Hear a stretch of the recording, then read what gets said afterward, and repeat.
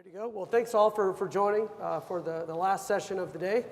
Really appreciate you hanging around. We've got a great panel up here, and we're going to be talking about some of the different elements of next generation energy systems, how those might be funded, and what might be some opportunities for leveraging some of the broader energy internet and all the data that's going to be part of these next generation energy systems. So, quick introduction for myself.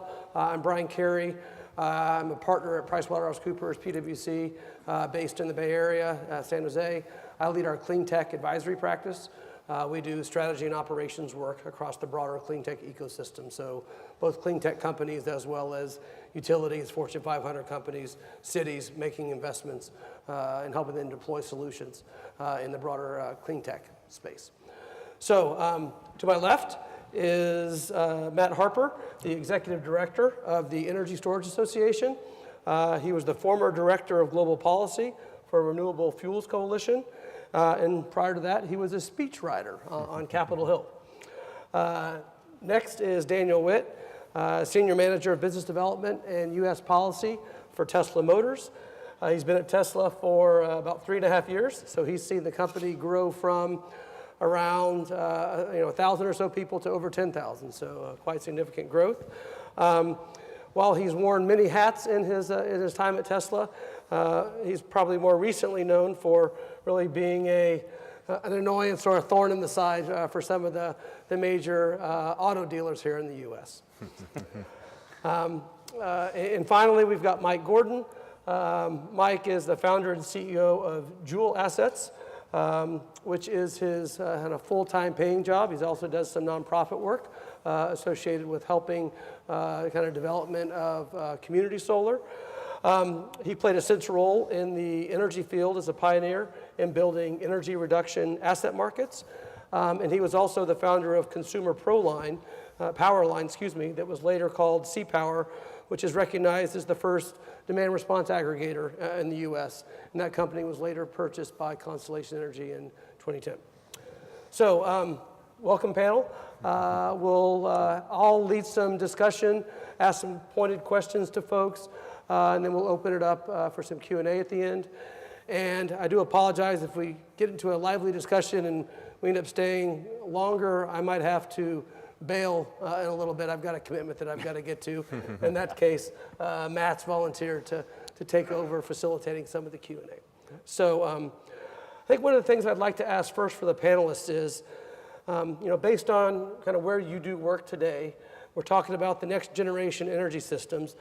Can you talk about kind of a big emerging trend in your area that you think is going to have an impact on these energy systems of the future in the next couple of years? Matt, you want to go first? Yeah, sure. Thank you very much for the introduction. Thanks everyone for sticking around, much appreciated. I think that one of the big things we're seeing right now that's been of interest, I imagine the Encore proposal was one thing that was discussed earlier. I imagine New York Rev has also come up in a couple of different conversations. This move in policy and regulatory environments towards more distributed scale markets that kind of get into localized cost of energy, get into some other things that you can only accomplish at the distribution level, and some of those efficiencies you can make happen at the distribution level, is really opening up opportunities not just for energy storage, which is obviously something that I focus on, but also demand response, even more opportunities for these types of things. So I think that that's probably one of the more interesting kind of shifts we're seeing right now. And it's kind of piecemeal. We're seeing it kind of pop up in different places. I would argue that New York Rev is probably one of the stronger instances of this, or the more kind of bold instances of this. But it's something we're going to continue to see evolving and continue to see over the next couple of years here, I think. Great. Dana? So Tesla ends up looking at this from a couple different perspectives. We're a technology company to begin with. We just happen right now to have a vehicle application, and we're talking about expanding even beyond that. The basis and my data points naturally stem from the vehicle side of things right now, so I'll start there. But if you look at Tesla's recent history, we sold about 22,000 pure electric vehicles in 2013. We sold just under 35,000 last year. And that should get up to about 50,000 by the end of this year. And from there, the sky's the limits, and that's just Tesla. And my theory behind all this is that really any sort of meaningful adoption of electric vehicles in the coming decade, in the coming years, by any or all, but frankly by consumers, with solutions being put out there by any and all of the manufacturers that have dedicated themselves, at least in part, to either the short-range electric vehicles or increasingly into the longer-range electric vehicles, which inherently have larger batteries, larger charging capability, faster charging capability as a requirement, basically. Again, any sort of meaningful adoption is going to result in a myriad of opportunities throughout the entire energy sector. We're not just talking about vehicle-to-grid solutions. We're talking well beyond that in terms of controlled load and a great deal of controlled load at that. Okay. Mike?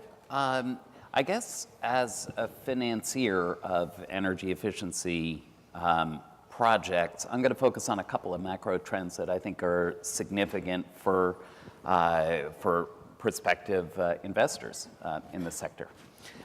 So one thing that's happening is renewable generation is rapidly approaching or even surpassing grid parity. And simultaneous, so there we are installing renewable generation more ubiquitously, and what that means is that we do have challenges with intermittent load or with different kinds of isolated shifts in the load pattern. At the same time, behind the meter, the cost of the control point is coming down. So you've got the cost-effective opportunity to feed into the intermittent remediation markets, in essence. You have that opportunity, and that cost-effective opportunity is coming down and down and down to smaller customer sectors.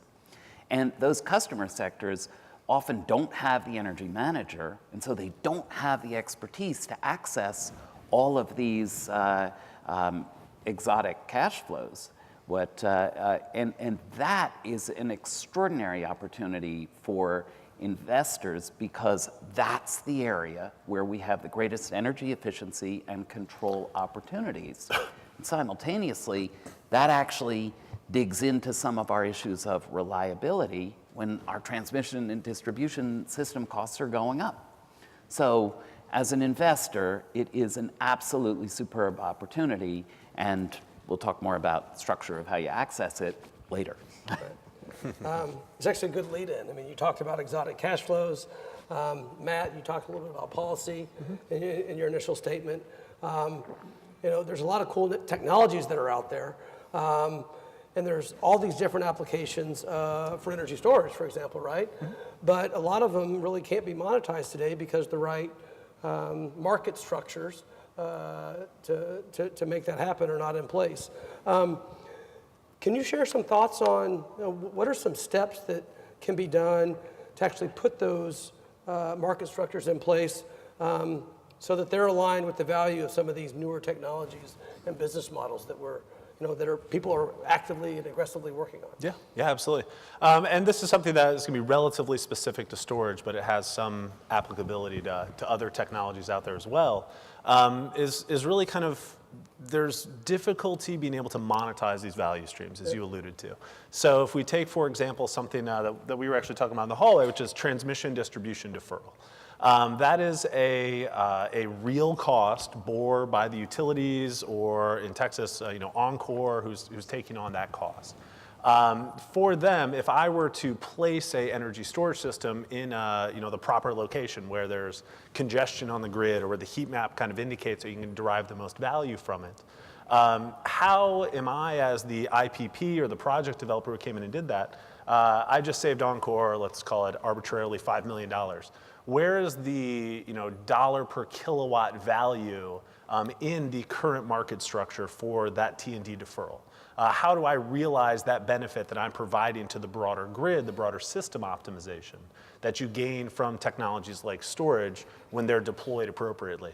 And for that matter, how do I even know? How do I know where to put it on the grid to give the greatest benefit if I'm not incentivized in any way to do so. So I'm going to put it where it's easiest for me, where it's cheapest for me, but it may not necessarily give the same value to the grid and the grid operator as it otherwise could. So kind of getting our market incentives structured so that we are basically not incentives like the ITC or something like that, but the market incentives and the market drivers structured so that it provides the greatest benefit to the greatest number of people is a very difficult thing to do. So, and do you think that's going to happen more at a state level or a federal level?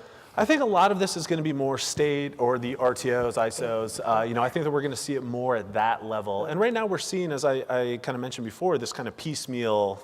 California's decided to do basically a mandate. It's usually called a mandate, but it does have some factors in it. But mandate in California for storage. We've seen Arizona do an even different mandate for storage. We've seen PJM and some of the ISOs start to implement pay for performance and some of these FERC mandates.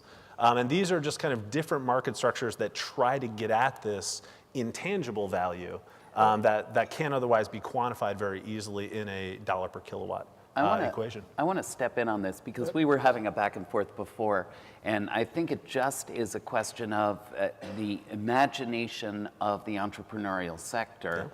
Coupled with an activist regulator. So when we're looking at New York, and I was looking at Chairman Wellinghoff's example of those cheap little things that reduce the consumption on the that actually narrow the band of the variation in voltage in the distribution system. Very cheap stuff, evidently but he was talking quite a bit more effective than the smart meter capability. And I see no reason that we can't develop a microgrid, make a proposal to the commission in New York that we're going to be installing these puppies up on the distribution system. Perhaps it is in tandem with the utility, and create a management model of some sort for the utility. I see no reason that, given the opportunities for individuals to entrepreneurially think about what they can do in the midst of an excitingly changing regulatory environment, that we may not find that folks are figuring out interesting ways to defer capital expense. Mm-hmm. Yeah. We could get, for instance, we were talking about this too, we could get a reduced capacity tag, or we could get a reduced at peak allocation. Now I'll shut up for a minute. No, but I think that's right on, is finding, it's kind of working within the current framework, working within the current opportunities can be really challenging. The reason we haven't seen this explode in a lot of places is because you can't necessarily monetize some of these things, but there are more, I think between data, between the stuff we're seeing like SunVerge, Ideal Power, some of these great companies do, we're starting to see more of that opened up through data and just be able to, manipulate the equations and the algorithms better. Yep. So. Yep. Yep. So you started to talk about microgrids, Mike. Daniel, Tesla's investing heavily. Big battery plant going on, right? Obviously, you're in EVs. You're in. A guy that talked behind me at SPI talked about energy storage. He's going to say he can't say a thing. Yeah. No, sorry. Do you see a lot of the players that are having, one solution today, getting into more integrated solutions, microgrids? I mean, what's your perspective on the broader microgrid market? Microgrids are very interesting, and we've actually just very recently partnered with Encore in providing a stationary system for their microgrid, which they just set up just outside of Dallas. We are obviously looking at stationary storage in a variety of ways, and I do have to apologies. I have to remain a little vague on that for the time being, but I can sort of confirm things that are out there right now and stay vague on other aspects. We tend to approach this differently than a lot of, and this is where I can go with it. We tend to approach this differently. Per usual, we're known for being a little bit of disruptors in the markets that we enter. But we look at this differently than most of the other vehicle manufacturers that have some tangential relationship with the battery manufacturers. Most of the manufacturers that are out there right now for the vehicles are looking to bring the cost down for the battery systems by virtue of second use. The whole reason we're building the battery factory is to essentially bring the entire cost of the battery systems down for first use. For scale.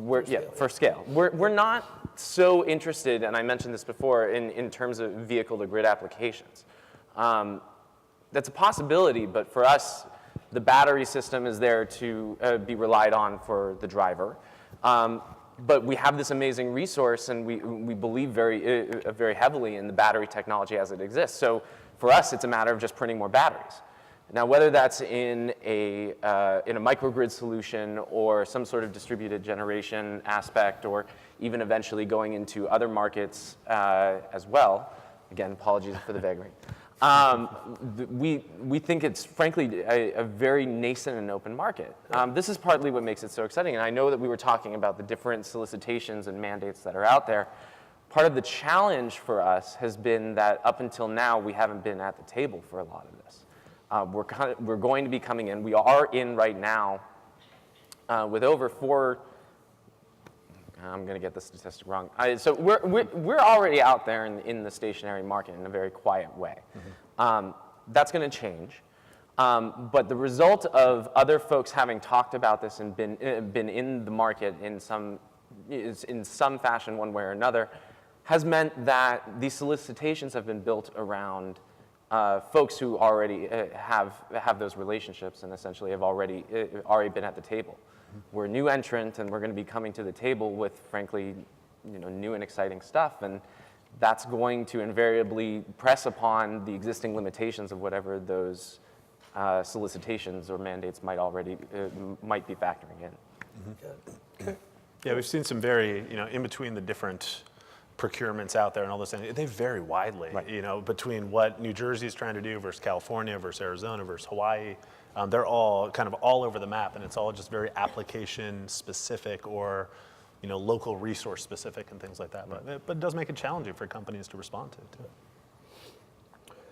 So, Mike, I want to switch over to you, and something related to some of your passion. I mentioned Mike had a day job and a nonprofit job. Part of his nonprofit job has to do with helping some of the municipalities in Westchester, New York. He recently submitted a proposal to launch a community choice aggregation model. It's a model that's been successful in a few states. Mike, why don't you elaborate a little bit more about what the CCA is about, and then why don't you, as we talk about next generation systems, talk about what are some of the opportunities for that model, elsewhere in the U.S. Okay. Well, I'll orient on what Sustainable Westchester is, which is my volunteer job. Yeah. What we did is we gathered together 42 of the 43 municipalities in Westchester County, barring Buchanan, which is Indian Point. And we are working collectively to create green economy in Westchester County. And what it acts as for me is a kind of sandbox to be able to work with the grassroots to build the value from interesting initiatives that then we or others can take elsewhere. And so what community choice aggregation, we just got the yes from the commission on the 26th of February for the 900,000 person county to become a community choice aggregator. And so we are busy now going through the processes with all of the stakeholders. And just for the benefit of the audience, if I'm a resident, what does that enable me to do? It means that instead of defaulting to the regulated utility, you default to the community choice aggregator. So we're apt to be putting out a bid of somewhere between $500 million and $1 billion of electricity and natural gas purchasing within the next several months. Maybe we'll do it in a couple of tranches. And so instead, you still have the utility, it's still doing the poles and wires, so it's not pure municipalization. But one of the things that we're seeing with property assessed clean energy, with community choice aggregation, with even community solar, you're seeing the beginning of, it's a municipalization, you could call it municipalization light. A virtual. Yeah, so you don't get into that 10-year battle to purchase the poles and wires. Instead, you're actually working with the utility in a collaborative manner. And it opens up tremendous opportunities. So you can finance local power and do a bilateral with local power and avoid transmission loss factor if suddenly you're serving 75% of the folks there. So the power plant can actually sell more megawatts and the residents can get those megawatts at a lower cost. You can do things like the opportunities, so the opportunities for microgrids, the opportunities for initiatives like a community solar initiative, the opportunities to do your own energy efficiency programs and actually create your own energy efficiency tariffs. So this is something else that we were talking about before, which is that utilities, I hear people at this conference talking lots about how utilities should be free to engage with customers. I don't think ultimately that's the REV vision. I think that the REV vision is that the utility becomes a platform which is making a sliver from each transaction, and ultimately that's what a utility is good at. And so we at Sustainable Westchester, what we're going to do is become that platform and not be doing RFPs, but be doing RFQs, open access rather than preferred access.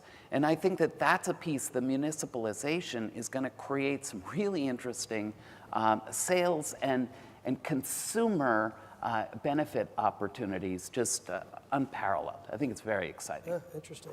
Opening up the markets to Yep. a really certain extent. Great. So Matt, obviously you're an energy storage expert.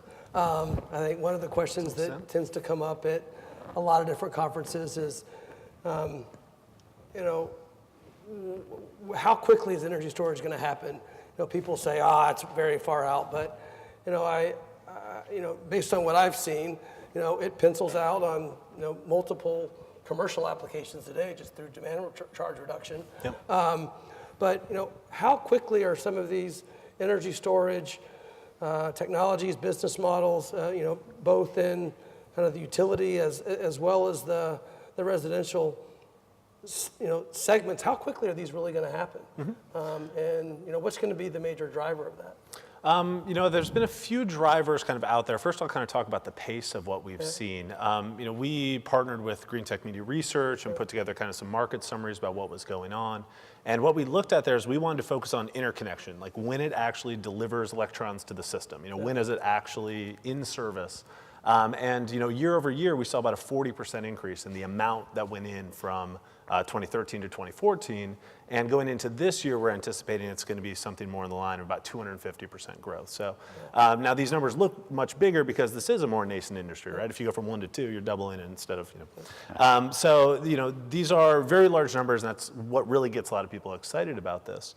But that's actually the interconnections. That's when it's delivering service to the grid, not every single time a shovel hits the ground. So there's a lot more projects that are in the pipeline, and we're starting to see that curve really rapidly accelerate. When we talk about cost, we'll probably both have some thoughts on kind of where costs are going. I'll preface it with, battery storage systems and other technologies as well.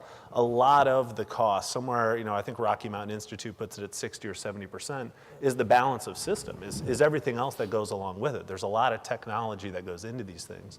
Inverters, some of the stuff that produces vampire loads too, like cooling systems, stuff like that. So There have been different approaches to kind of tackle the balance of energy storage system. Costs, but the cell cost is obviously, it's still 30, 40%. So those are coming down. Some of it's a factor of widgets, of just making more of them. Some of it is, improvements in efficiencies and things along those lines that are still happening in real time. But I don't necessarily think that the markets are waiting for storage to come down, right? I mean, if you're comparing, let's say, in peak applications, peak energy can cost $1,500, $2,000 a kilowatt hour for these, for some very, that margin of them that are only being used for, 20, 30, 40, 50 hours a year, where we actually need this capacity that we've built, along with those transmission lines and distribution lines and all that other inefficiency that's contained in the system. Competing against that's easy. I mean, almost every storage technology is underneath that cost. But it's not consistent, right? It's very short increments of time. Exactly, exactly, right? So there's trying to figure out where that opportunity exists in the broader grid. Right? Exactly, yeah. So that's on the grid scale side. You alluded to behind the meter. There's demand charge, response. Some of those things that can be done as well. Some of the arbitrage stuff that's in there. But I don't think the market's sitting around waiting for this stuff to come down. It's going in now. You guys are putting it in all over. Most of our members are putting in projects all over the country, all over the world. So.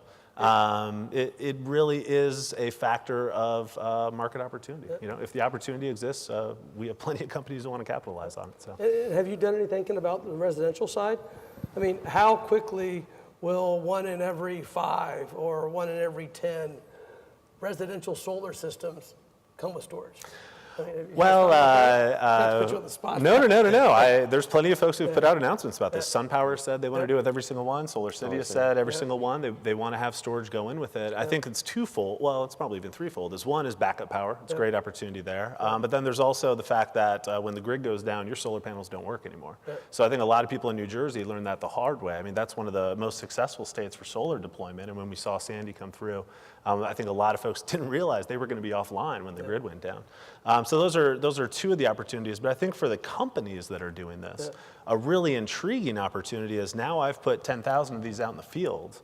Now I have a massive controllable load that I can deploy at my whim effectively and say, I'm going to go ahead and bid into a capacity market with all this, or I'm going to do, there's a bunch of wind being spilled. I'm going to absorb all that wind, through the market structure. So I think companies like Solar City, others out there, they're positioning themselves to play a bigger role in that way by taking advantage of some of these immediate benefits. And this is something that we were talking about in our prep call. Mm-hmm.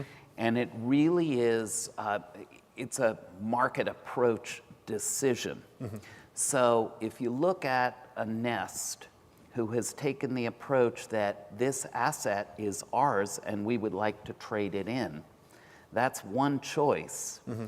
Another choice, and ultimately I think it's going to be the winning choice as people become aware of these cash flows, is that basically the customer value is going to win. Yeah. And that's going to flow back to the customer and create all sorts of opportunities. Yeah. It might still take a Nest as an intervener in there, though, too, right? I mean, I'm not smart enough to manage, tariffs and everything else. So yeah, they may have to change their business model. Could be a little bit. Yeah. Great. Yeah, I don't know if you have further comments on Solar City and kind of where you see that going. But Well, Solar City is like a close first cousin to us, so I can't necessarily speak to all of their efforts, other than to say we've partnered with them in a couple areas, and including on a sort of a pilot solar plus stationary residential solution. Mm-hmm. But the really interesting thing that you said, and apologies for always kind of bringing this back to the vehicle, but one of the things that Tesla does better than frankly, does better than any other car company at this point is you drive the car off the lot and your car gets better over time. All the hardware is in place, and it's just a matter of software to increase the applications. And I think that's what we're frankly going to see in the stationary space as well. Mm-hmm. The hardware is there, and it's being put into the areas like peak shaving, where the application is already there, and where it already pencils. But over time, the markets are going to expand to the point where there are different uses associated with it. And in some ways, the early adopters will stand the greatest benefit. If for no other reason, then they'll already have the product. Now, products will get better over time, certainly. But those who are that are coming earlier to market will probably be the first to experience every new opportunity every new market opportunity as it becomes more and more viable. Yeah. Yeah, some of the stuff is as smart as it is dumb. I mean, a battery delivers electrons. It doesn't know if it's peak shaving. It doesn't know if it's doing ancillary services. It's, you change the algorithm behind it and what the driving force is, and it will deliver that electron when and where you want it. And So, kind of, Daniel, kind of moving on for your EV, you talked about transportation. California's got this really aggressive goal of it's what, 1.5 million cars by? 1.5 million EVs by 2025, I think is what it is. Yeah. And if you drive around in California, I mean, I live out there, and you literally see 50 on a weekend. So it's moving quickly. We haven't really talked much about. You talked a little bit about data, but think about ability to upload software. And people that I know that have Teslas, they say, "Wow, there's a new app that was in my car that I didn't have yesterday." Right, a new feature just gets automatically downloaded. Once we get to these 1.5 million cars, EVs out on the road, we're going to have a lot more data. We're going to have a lot more charging stations plugged in. How will all this big data analytics with EVs and grid management, do you have a vision of what are some interesting things that might be part of that new ecosystem? There's a couple different ways to take this, frankly. Yeah. I mean, from a demand side, you need only look at what the goals are in California, 1.5 million vehicles.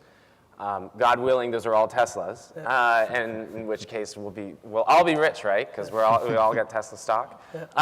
But suffice it to say, if those are all Teslas, and you're looking at an 85 kilowatt battery pack with 20 kilowatts of charging capability, you're looking at about 10 gigawatts of controllable load. That's 15%, by the way, of the total grid output for the state of California, or something close to that. And so that represents a challenge, of course. I mean, there's some predictability associated with this, right? I mean, we want people to charge their vehicles at night when they're home, when there's already a surplus of energy on the grid. But as we put in more charging stations, which ironically are kind of meant for the shorter range vehicles, you have to set up a charging network that is better suited to allow for intercity driving, for instance. And in order for people to feel comfortable driving around an 80-mile vehicle, they need to see a certain amount of chargers on their way to work every morning. When you're driving a car that has a range of 300 miles, it's not nearly as necessary. And as more manufacturers like GM, Tesla, GM, Nissan, probably Ford, are all rushing towards this sort of mythical 200-mile range vehicle by 2017, 2018 timeframe. That's inherently a different charging profile, and it represents a massively different set of issues and opportunities for the energy sector on the whole.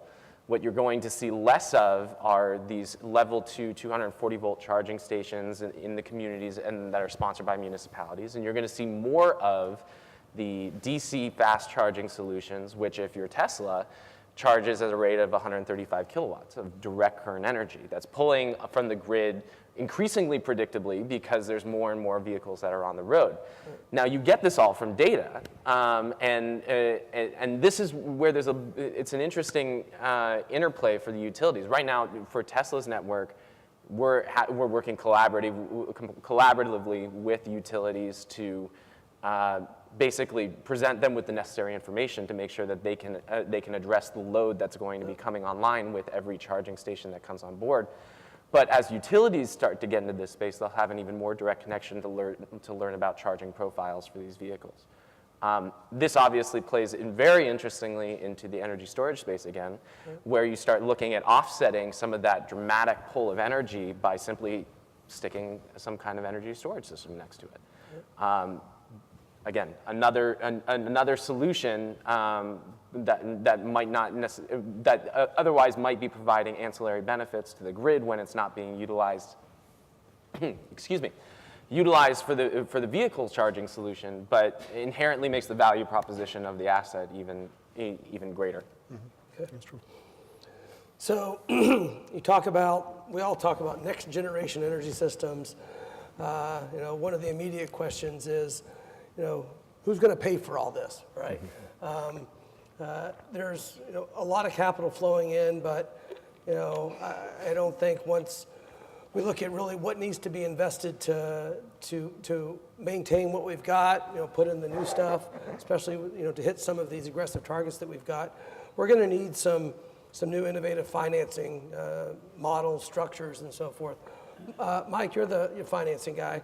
What do you think needs to happen to get some of the folks that have been on the sidelines for the last several years to really get them to come off and start to play or to start to invest in some of this new energy infrastructure? Ultimately, I think it's a combination of a yield product where they actually earn money reliably, combined with a froth product where they can get some really interesting returns.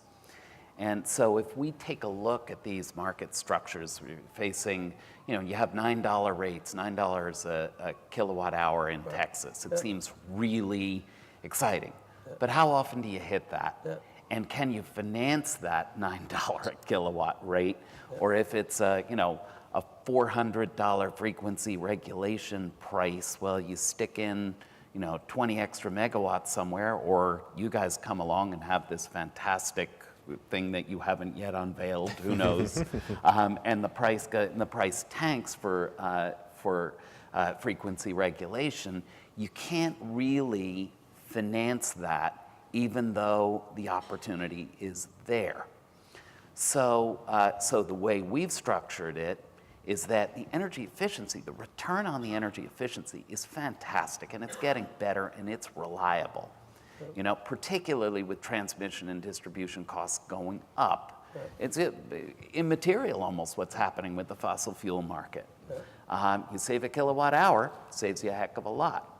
And so the energy efficiency, you have 20% return and better for a good deal of reduction in consumption for these relatively small facilities that are largely untouched. And there's a lot of opportunity to share the upside between financiers and a project developer when you have better than 20% return on a project for some of these small guys. So the key challenge is in setting up a model, which we think we've hurdled this barrier, this challenge. But the key challenge is in setting up a structure where you can deploy scalably. So you're not doing for these smaller projects. So we just signed a deal with the company Insenergy down here in Texas. And these guys are doing really interesting work, bringing great value to that project. And you end up sharing the value of the energy efficiency, but it's not their expertise to go in and get the ancillary services or get the capacity revenue or understand in the face of 745 whether they have to auction off to a retailer or to a demand response provider. It's not their, and they don't want it to be their business. Sure. So our structure is that we're getting a yield from the efficiency, and then this stuff that couldn't otherwise be financed becomes that froth, that icing on the cake. Upside. Yeah. So investors get the low correlation product, which gives them a solid yield, and then over and above it, without any leverage, this is an unashamed pitch. That's the way it is. Without any leverage, they're getting that icing on the cake to bring in the returns of 15 and 20 and 22%. And that's bringing them in from the sidelines. Okay. And do you think that some of the existing yield codes that exist can tackle that Sure, approach? and you've got a lot of folks who are taking a look at the Business Development Corporation structure. I guess I don't know if that's me moving around. Taking a look at the Business Development Corporation structure. I think that investors have that appetite for a yield, and it's a pretty tough nut to deliver on that upside cash flow and to deploy scalably. Okay. And then what investor groups do you think aren't playing today but could play in the future? Is it, you have an idea of who that might be? Now I'm gonna sound like my friend here on the right. I think that, for instance, Cambridge Associates is looking deeply at this. I think UBS has said that they're looking deeply at it. Certainly Goldman is engaging. You've got Macquarie, who's looking to engage. You have, who am I missing? Of course, Deutsche Bank has said, but they're generally focusing, well, no, they're not. They're moving toward the smaller projects. They're moving there. They're wrapping their brains around the structures here. But Deutsche Bank, I think that their announced fund is going to be doing larger projects. So Hannon Armstrong, they're doing larger projects. Well, they have to move into that smaller project space. Okay. You guys have any comments on financing? I don't know. Definitely. I mean, I think others too. We've seen DBL get very involved in this, CleanPath as well. Some of the folks who are the traditional solar companies are the ones who are kind of, have an understanding of how to kind of eke every penny out of these deals and have an understanding of how to get returns on these kind of deals. So it's been good to see them. I mentioned Goldman as well. Some of the more traditional investment banks. I think that. I think it wouldn't be unfair to say that there still is that valley of death kind of where companies are kind of getting up and getting out there, the Ambries of the world, some of the, in the storage space at least, and then they kind of hit that point where it's okay. Now you got to start making money. Now you really got to start showing returns, and that gap has been challenging for some companies, but others have accelerated right past it and continue to find I think success. that's a really interesting point. That these hardware companies, that the equity, when you invest equity in a hardware company, now you got to raise $100, $200 million to actually get any installed base in. So if you have that separation between the equity investment and the asset investment for these guys, you can address that valley of death issue. Yep. Yeah. And it de-risks both parties, by the way. Yeah. Yeah. Also true. Also true. I actually think Tesla's probably a good case of that, in that we are relying on capital that we've received from essentially our vehicle sales in order to eventually expand into this new application. It helps obviously decrease some of the risk associated with it. But I will say, as a manufacturer of these devices, if we didn't believe that there was a value proposition to begin with for whatever sort of end user we're looking to target, then obviously it wouldn't be a very good venture. And I think that creative financing options are going to be integral to certain segments picking up this technology in earnest and in sort of the near term. But again, I think depending on the market is not waiting. There are solutions out there right now, or I should say there are problems out there right now for which the stationary market is presenting a real solution, even in today's world at today's prices and so on. Okay. Any final comments before I open it up to the audience for some questions? We kind of talked about a variety of, we went from storage, and then we talked about solar, we talked about community, we talked about EVs and transportation, financing. Anything you guys want to mention before we open it up? I guess I would address one thing that's kind of a common misperception, which is that utilities are inherently opposed to all of this stuff. I think that's commonly out there, and you saw probably the RMI report that said grid defections on the horizon, and everyone's going to be off the grid next year, and all that kind of stuff.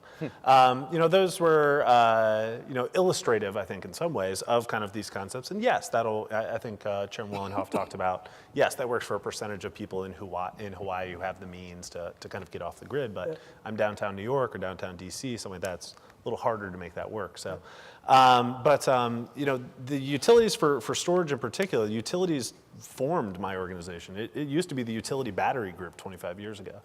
No one argues that cost-effective, reliable storage is a bad thing.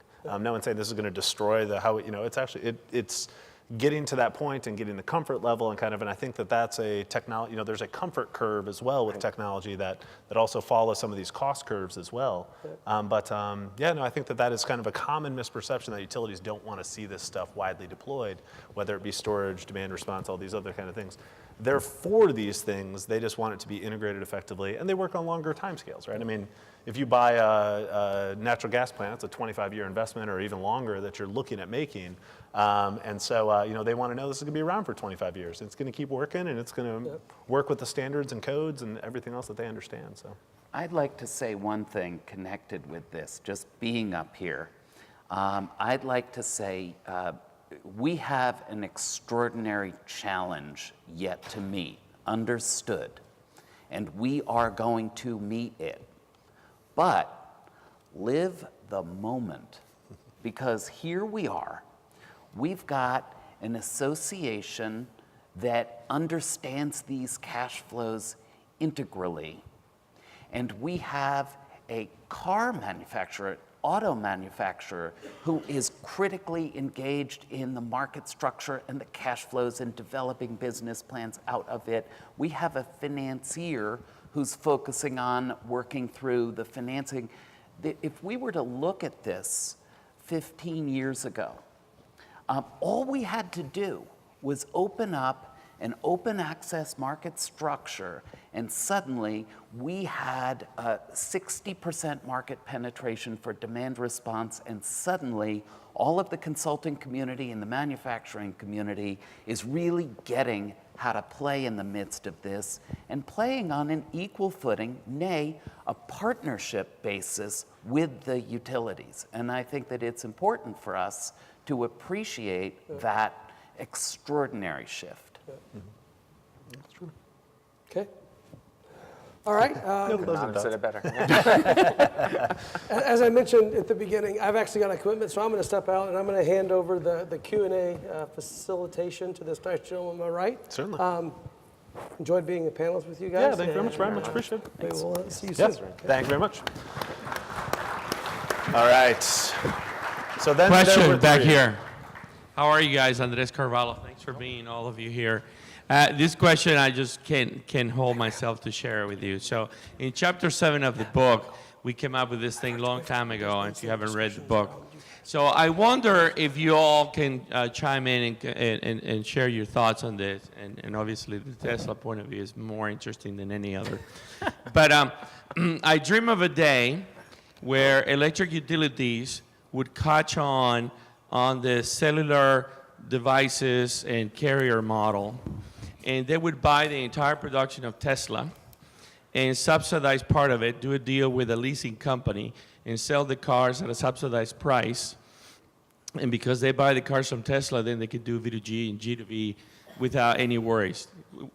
Could you care to comment on that dream? That was directed at me, right? Sure, why not? It is a wonderful dream, and certainly, I mean, the interesting thing about it, I'll actually just paraphrase what my friend said over here. We have to live in the moment a little bit. It's a wonderful idea that as these products come to market, there are sub-applications that stem from them that other players could adopt and make more readily available to the existing market. We're all looking to the same market, right? It's the consumer. It's the driver of the car. It's the owner of the household. It's the potential distributed generation source. And so I can only comment to suggest that anyone who wants to buy our car, we're more than welcome to entertain that possibility. What they choose to do. I'll be welcome to go on the roadshow and sell the idea with you if you want. I think it's a lot closer. I think it's. I think that whether it's the utilities or the municipal utilities, I see no reason that there won't be partnerships to do precisely that very. Mm-hmm. Yeah, and I think that that's really, I mean, that's kind of the laboratory for some of this innovation too. I think the co-ops and the munis are some of the places we could see this even more, readily moving forward. The stuff Austin Energy is doing is great. We're seeing similar stuff. Pedernales looking at similar stuff, just thinking Texas local folks, but those are great programs and really kind of moving that stuff forward. So, do we have someone passing the mic? Actually, we have a question right up here up front. Yeah, I'll do it. Or if you want to project. Here, stand up. Oh, all right. We'll go to you next, sir. Sorry. This is perhaps more of a challenge for Tesla than a question, but I know that everybody respects the fact that Tesla is, releasing their patents and have a large aspiration of inspiring the rest of the auto manufacturers to go electric.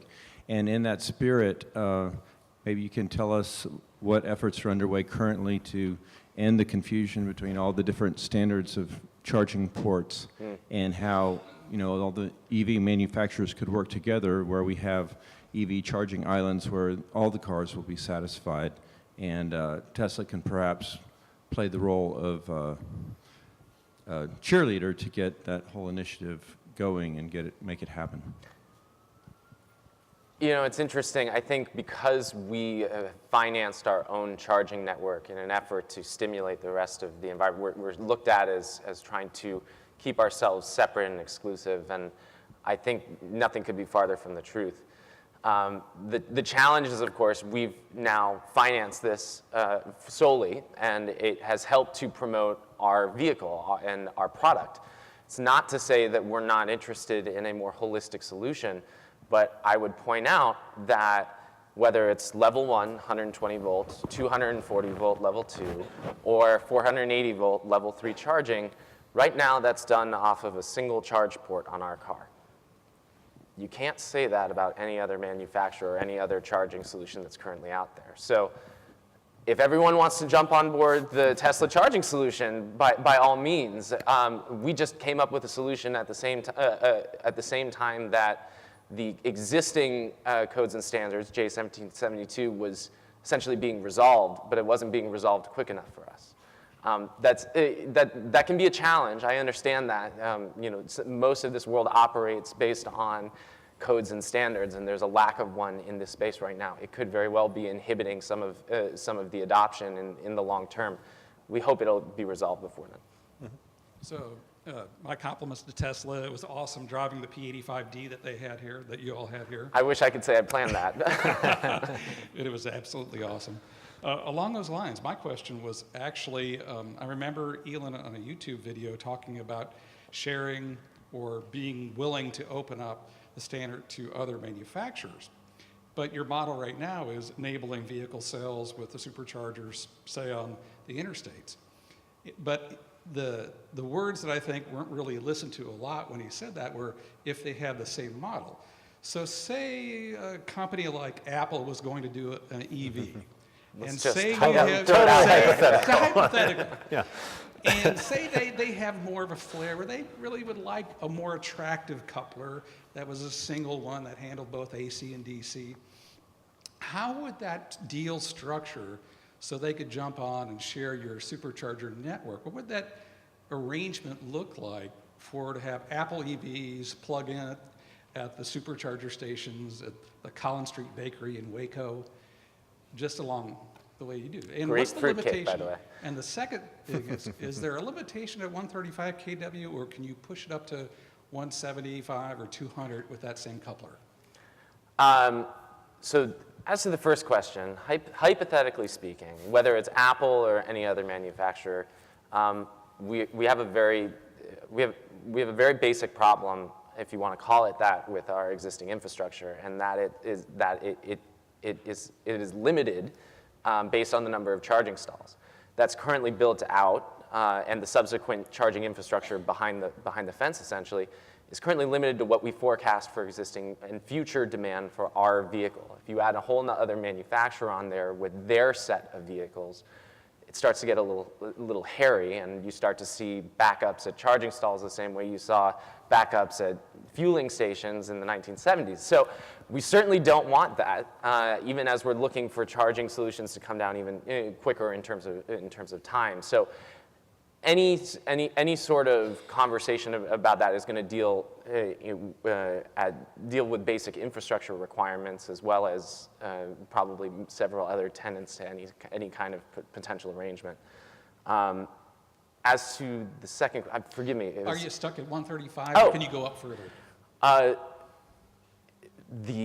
possibilities are endless, and specifically with the charging solutions that we have right now, I don't believe that we're necessarily capped at 135. Graham Richard with the Advanced Energy Economy. A quick story. In San Antonio, I was chatting with an Uber driver when Uber was able to be there. And he was an entrepreneurial sort from Eastern European country. And he was looking forward to buying 3 Teslas. He was in the market to be an Uber driver with those 3 Teslas. And he had gone to college to take accounting courses and business courses and had a cash flow analysis of how he could do that and employ his friends, and was exceedingly excited about that model. But I don't know what he's now doing today. And this gets to the question of regulatory barriers to entry and policy that matters. So for the 3 of you, what's one major policy opportunity that you'd like to see at the federal, state, or local level that would help grow the markets? For those of you who don't know Graham's organization as well, definitely do check it out. Advanced Energy Economy does good work in this space. I would say one of the big regulatory hurdles that we've seen, at least from the storage perspective, is by being faster, better, stronger, by being able to respond quicker, deliver exactly the right amount of energy, those kind of things, in an ancillary services market, you actually shrink that market. Because it only takes me 9 megawatts what it took a gas power plant 10 megawatts to accomplish. So we're now shrinking our own markets, and every time you put another storage device out there, it makes it smaller and smaller and smaller. So this idea of pay for performance was born, that if you do things more efficiently, more effectively, you can get an accelerated payment to reflect that additional value. It in some ways was a stopgap measure, intended to address that discrepancy in the value delivered versus the value that you got as an IPP or as a provider, as a project developer. But I think what Brad Jones and what they're doing here in ERCOT is very interesting in that they're going after it as a pay for value. So you'll get a standard payment flat, and then at the end of the month, they'll tally it up and go, here's the additional value what you gave to the system. Now, this is obviously not set in stone. This is something they're still discussing in ERCOT. But I think that moving towards a pay for value instead of a flat incentive or just some flat payment we're going to give you for saying, hey, we know you're more valuable. We don't know how much more. Here's an extra $10. Thanks for playing in the market with us. But really getting into that, how to quantify that value. So I think we'll see more of that at the state level. A lot of states and the ISOs and the RTOs are going to sort this out for themselves. But I think that's one big policy shift we could see. I like to say that Tesla is probably found itself into a regulatory scheme on par with the chemical companies and the utilities. We picked basically the wonderful sector to come into, and one of the most heavily regulated in the US and abroad. But the one I'll focus on is the one that's closest to my heart and why I'm here in Texas so much right now. There will be a day, and it is very soon, where we will be able to sell our battery products here in Texas to a range of suitors. But we cannot sell our cars here in Texas without going through a middleman.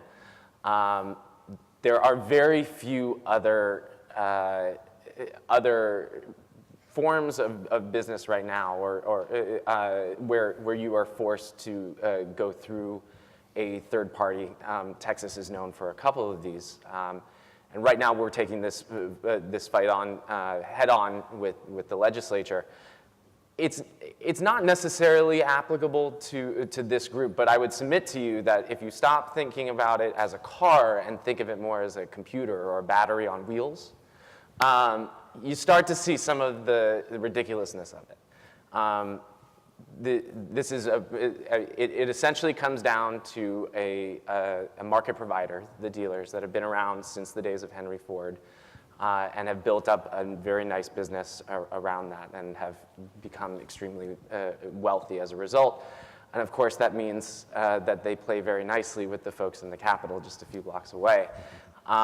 It's very challenging for us as a new upstart who firmly believes that the best way to develop a brand and to develop a new product and to enter it into the market as quickly as possible is to have the closest relationship possible with the consumer, and in fact, a different relationship to car buyers, or excuse me, computers on wheels, than what the rest of the auto industry has done for the last 100 years.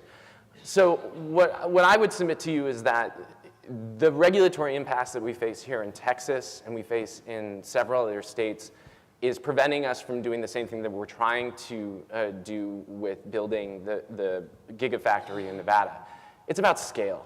The more batteries that we sell, the cheaper that they get, the more holistic the solutions get on both the vehicle as well as the stationary side.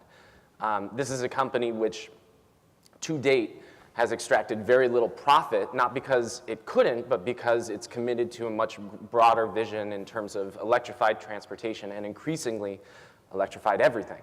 And so the notion that well, suffice it to say, I spend most of my days and nights at this point trying to appeal to the better natures of Texas politicians, and that's it's a beautiful thing for any of them that are Jersey, here. That's Yep.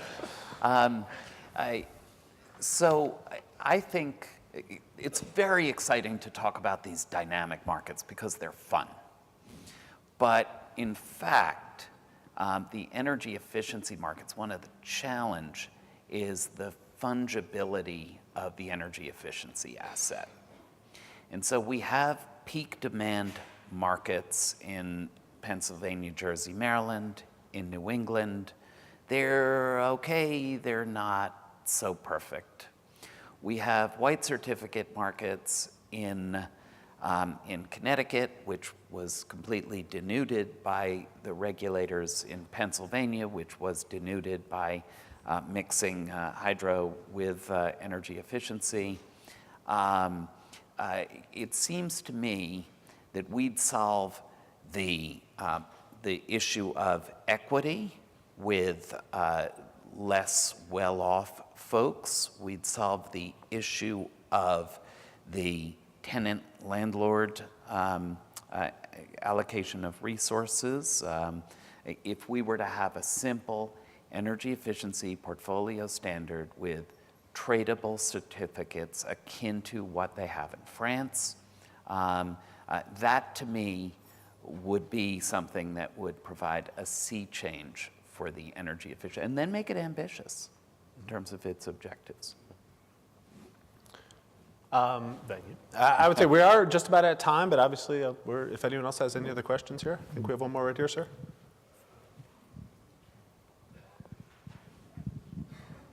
Hi, my name is Don Brasina. I'm with Insynergy, and first of all, I want to thank Mr. Gordon for his support of us, and we're looking forward to a fruitful partnership to deliver value to our customers.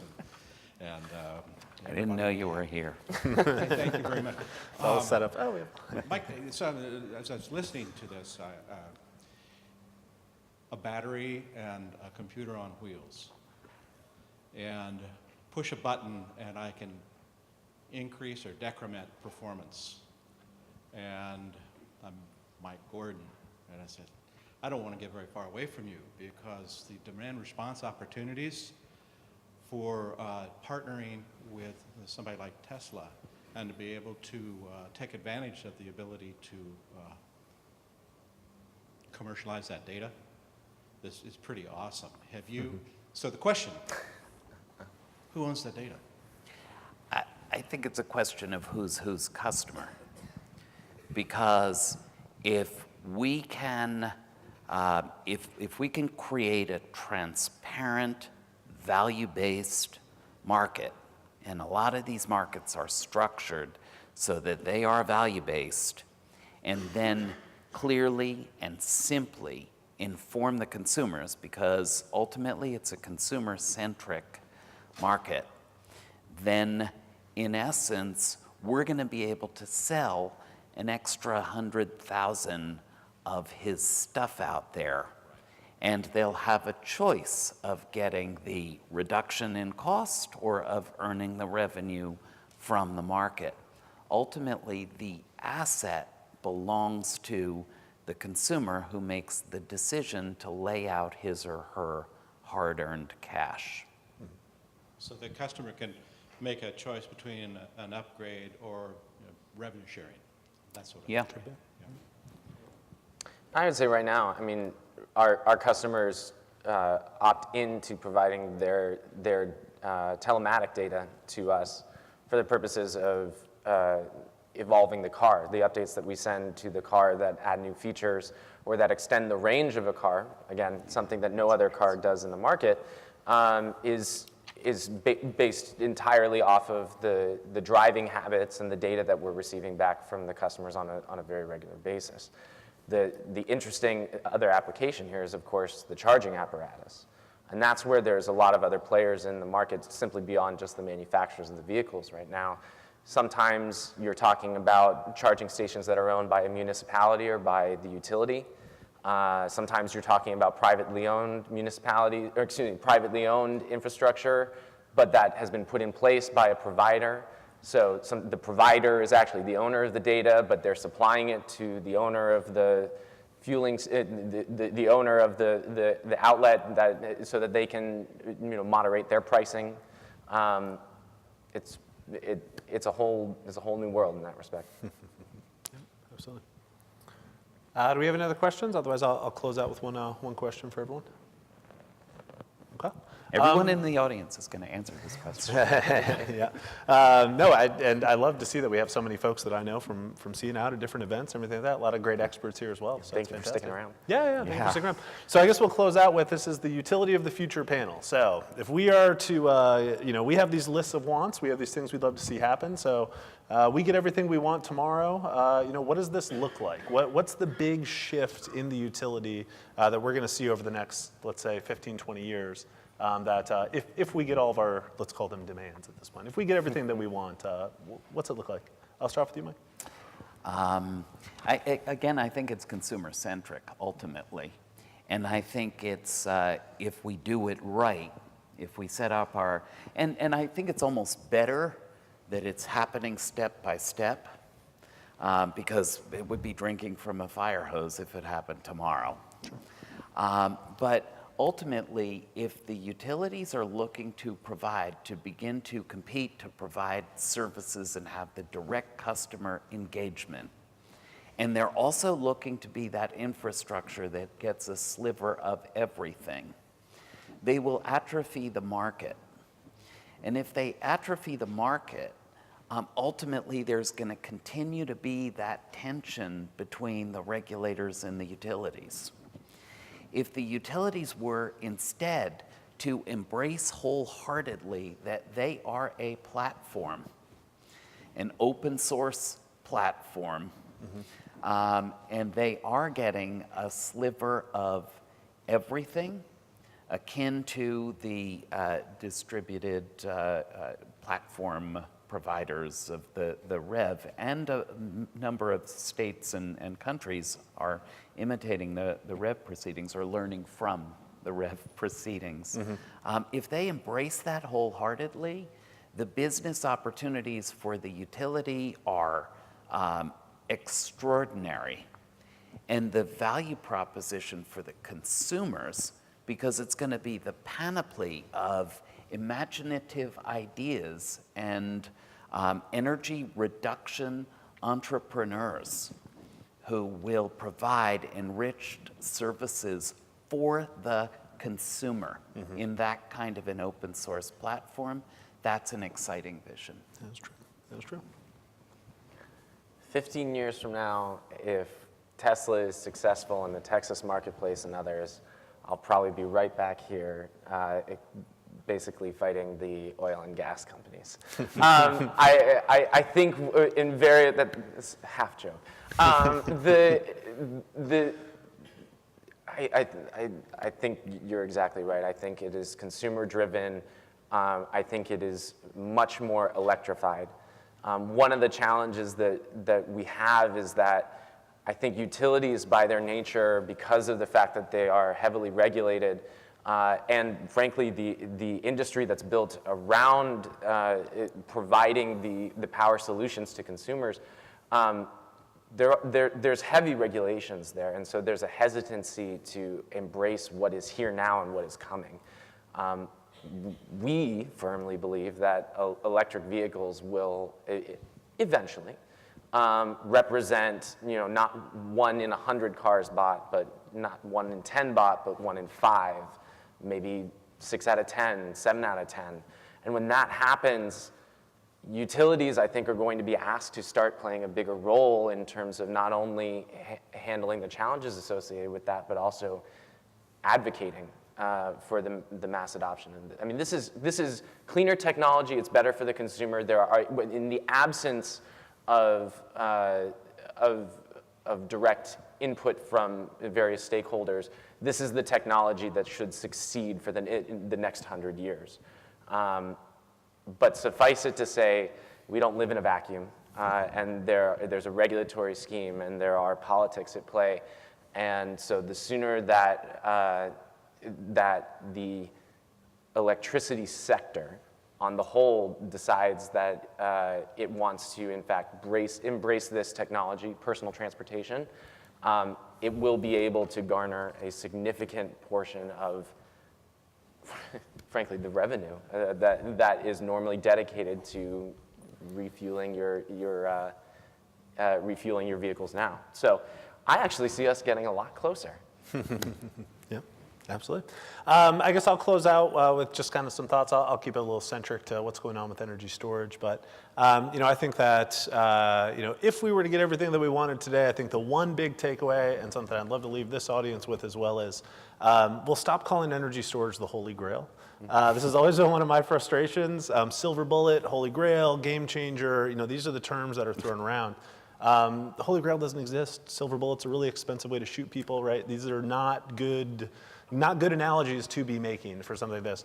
So I think that if we really got farther down the path, it would be commonplace. I mean, these are technologies that we understand, that we use in a number of different ways. They're definitely new applications. We weren't using lithium ion in this way previously. Things like a iron chromium flow battery, that was invented in the 1960s by NASA. We just never thought to use it in this way until now. So now we're learning about how it performs on the grid and how it operates there. So, these technologies that are seen as this far-off unicorn that's always going to be 5 and 7 years down the road, and we'll get there, we'll get there. Getting past that and just starting to say it's a piece of technology. It's out there. It's in the substation. It exists. It has a value. We can leverage that value. So I think that that's one of the big shifts we'll see, and not only for storage, but I think a lot of other technologies that are seen as disruptive now are very quickly going to become just commonplace and just kind of standard pieces of the grid and utilized every day. So with that, if there are no more questions, thoughts, any other closing thoughts, everyone? All right, well, thank you very much to our panelists. Thank you very much to everyone here. Much appreciated, and I guess this is the end of everything, so safe.